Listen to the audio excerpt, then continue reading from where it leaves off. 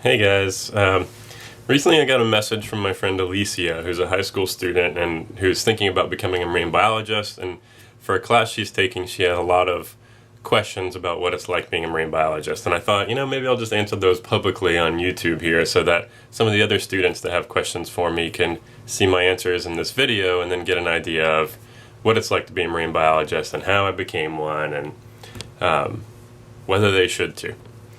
Her very first question was, how and why did I become a marine biologist? Did I already know that I wanted to be one, or did I always know I wanted to be one, or is it something I discovered later in life? And this is an easy question for me because I always wanted to be a marine biologist. I think every kid when we're age 10 wants to be either a fireman or a marine biologist or a veterinarian or some other cool job like that, and I was just one of those stubborn kids that stuck to it all the way to now, and I'm still just sort of a big kid now doing the thing that I always wanted to do.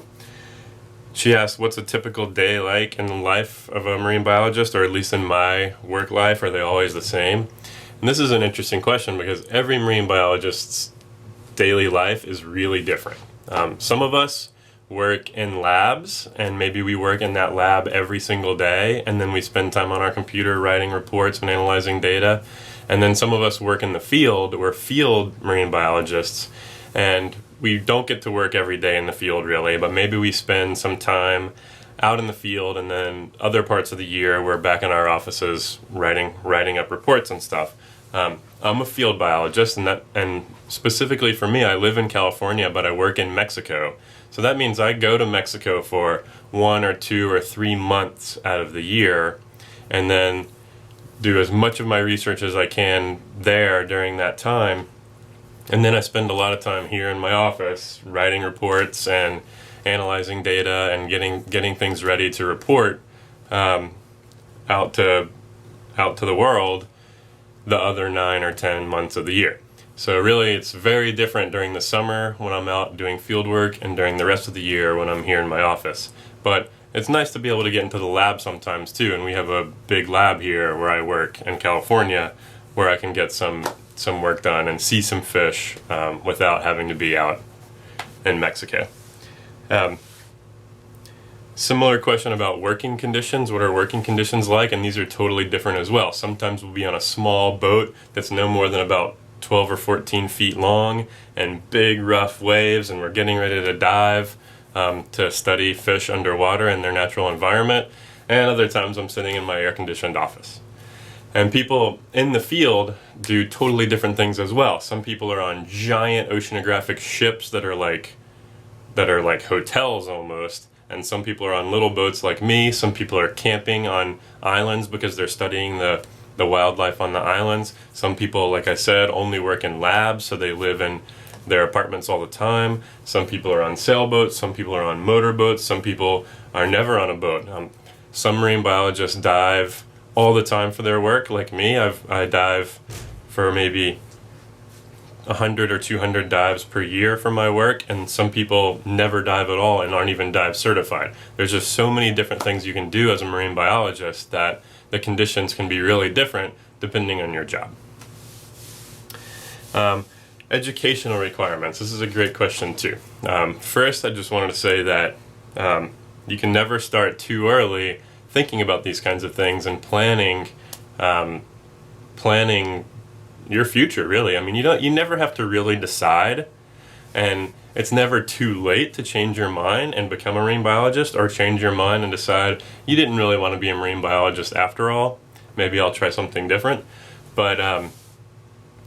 But you can be, as early as high school, be working on thinking of ideas, thinking of projects, reading books, all kinds of things to just get you excited and get you thinking about what it might be like.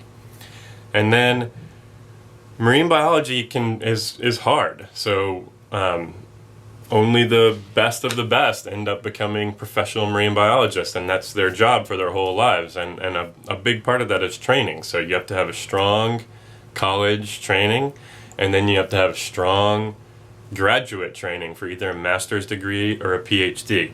I'm working on my PhD, which means in a couple more months I'll be a doctor of marine biology, and then that's just pretty much the highest degree that you can get in science. That's not always necessary. Sometimes a master's degree is enough. In fact, a lot of jobs prefer you to have a master's instead of a PhD, and that takes a little less time. And but no matter what, you want to go past college. So you want to be in college for 4 years and then in graduate school, which is really just more college for more years. For me, I went to the University of Georgia as an undergraduate. I'm from Georgia, and there I studied ecology, because you don't want to college. Your 4 years of college is your chance to learn a lot of things, and then you go to grad school and you kind of narrow and focus until you're studying one thing. So you don't really want to necessarily study marine biology during college. You want to study biology or ecology, the study of the environment, or something like that, so that then when you take the next step to go to graduate school and work on another degree, you can focus and you have that really strong foundation in those sort of core areas, and that's really what helps you take off as a great scientist and a great marine biologist.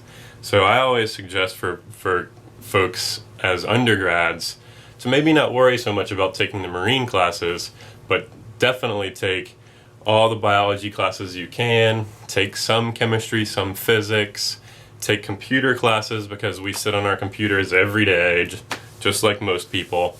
And of course math, I keep going back to that, you gotta take those math classes, but then take ecology classes and things, study how nature works together and how all the different parts of an ecosystem fit together.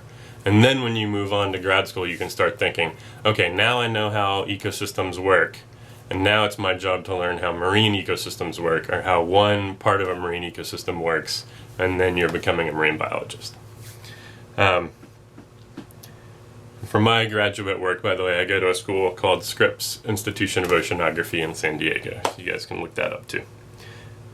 Most important skills. I always say that reading and writing are really important, and being able to speak as well, because you have to be good at doing research, but then you have to be good at telling people about your research, either by writing reports or by giving speeches, anything you can do to tell a whole broad audience of surfers and fishermen and high school students about your research.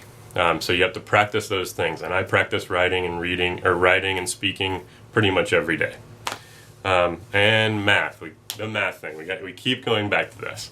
And math is important for a lot of different jobs, but it's really important for science, and it's really important for marine biology.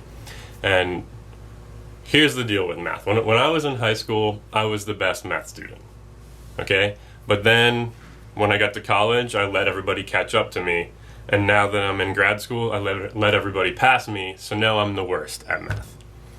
And so this taught me a couple lessons. One, you don't want to quit practicing something and quit working on something just because you think you're pretty good at it, because everyone else didn't quit practicing and didn't quit working on it because they want to pass you, and then they do. And two, you don't want to end up like me, sitting in grad school trying to finish up your research and have to look through college math textbooks because you're trying to remind yourself how to do something or reteach yourself something. And finally, I've learned that math is important, and you just got to keep working on it, and I have to keep working on it, and you guys should too.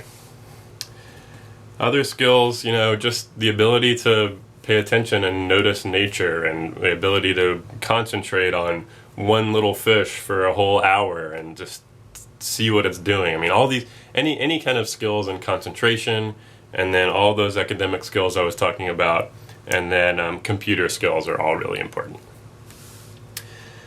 What do I wish I knew but didn't when I was deciding to become a marine biologist, or what do I wish I knew about marine biology when I was in high school that I didn't know? And that would be definitely that sort of all the other stuff involved with marine biology. It's not just going out and swimming with dolphins and trying to figure out if you can understand what they're saying.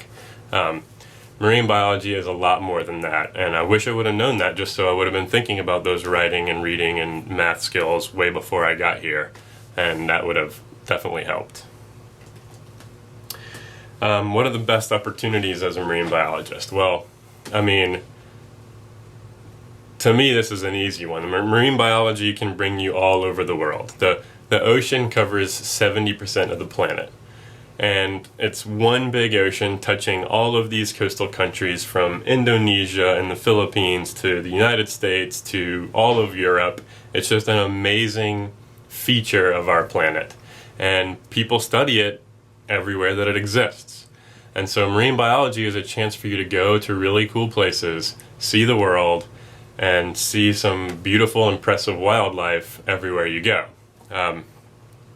So, I think that's just a really great opportunity and a thing that lots of other jobs don't necessarily provide. And do I have any other words of advice left? I just would probably end by saying stick with it, stay strong, keep working hard. Anybody can do this. I said that the best of the best are who ends up having careers in marine biology, but anybody can be that best of the best if you just keep working and you just stick to it and you just keep practicing and you don't give up. So do all those things and you're going to do a really great job, and I hope that by getting to watch this for a few minutes you might get some of the answers to your questions. And Alicia, good luck with your project this year, and let me know if there's anything else I can do to help. Thanks, guys.